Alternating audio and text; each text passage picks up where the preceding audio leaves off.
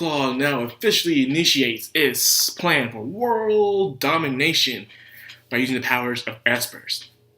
They're not just regular espers. No, they're insufficient. But the power of artificial espers. They found a way to do it, finally. People with hidden potential to become one, but they're not espers, now can become an esper. And using their powers, even though their powers are insufficient, they're strong enough to take down even military defense forces, anti-terrorist groups as well. So this is very terrifying now. So things have got serious to the point where even the military can't take them out. So of course, with that being said, what will Reagan do? Master Reagan. Nothing, apparently. He says if they can't take him down, what do you think they can? You know, these people seem to be way stronger than Scar is. There's no way he can do it. And of course, however, Reagan's always been a man of the plan. He's always had this certain idea to come up with a strategy. Because he's a very smart guy. He's the king of cons, man. King of cons, for God's sakes. So he would come up with something, but of course, it won't matter until it affects him. And when it does, he gets fired up by making a plan by scattering out his forces to take down Claw from the inside. And it seems fine at first, it does. But until, Claw somehow found them out. And of course, Dimple, man. Dimple was really taking initiative action, especially using Mob's body, and even using one of his body improvement friends, especially the captains, to take down that giant-ass Asper dude, man. Like, steroids, man. Psychic steroids. For God's sakes, that was crazy, man. The dude was like the fucking Hulk. Until, freaking Dimple took her mouth body in. And of course, he had to see Tsubumi there, which is odd, for him to show up.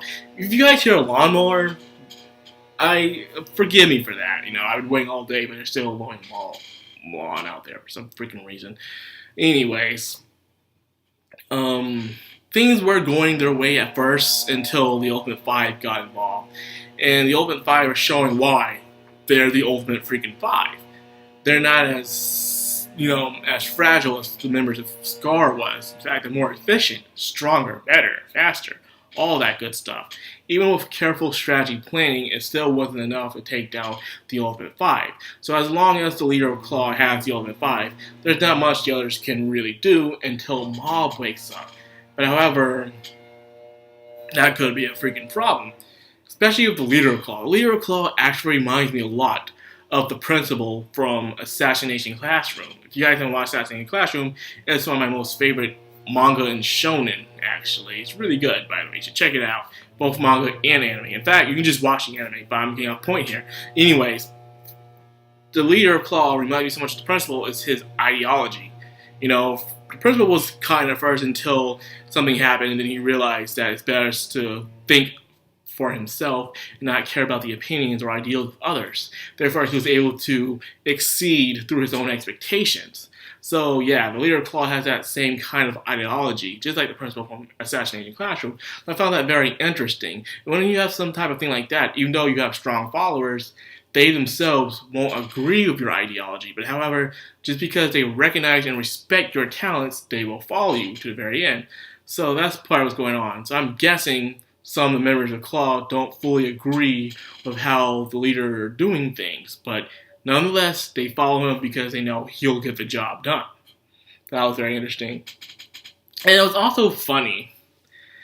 It was really funny how Mob's friends, from the Psychic Club and from the Body Improvement Club, were completely, it's like they weren't watching the news. Like they were too busy with their just daily lives to really bother watching the news or listening to the radio or anything, because they're just chill acting like it was nothing, man. Like nothing was going on, That was hilarious. While the rest of the city is in just complete shambles, everybody else is completely dumbfounded. It could be the fact that since some things are off, that not everyone has power over to see what's going on. So that could be the reason why.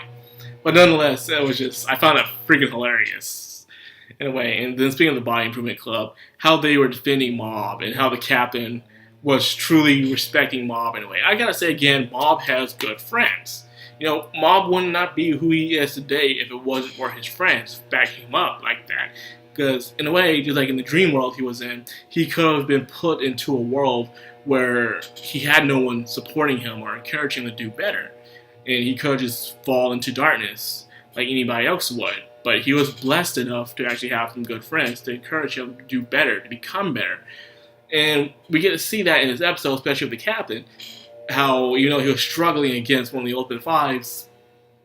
He didn't want no harm to go to Mob because he realized what a good person Mob was. Despite how his low efforts was, the fact that he was always giving it his best, that he was never giving up in his goal, despite how hopeless it seemed. It's something you just have to respect, something you have to admire no matter what the cost is. But of course, Jim will control the body and beat the crap out of him. I guess you can't beat the power of superior muscles. But now Mob's awake, and let's see if things can finally turn around in the next episode. But yeah, like I said, and the animation, Studio Bones, my god. I can see why you guys are considered to be one of the best studios, because not only you guys put in the work with the animation, but you guys also complete stuff.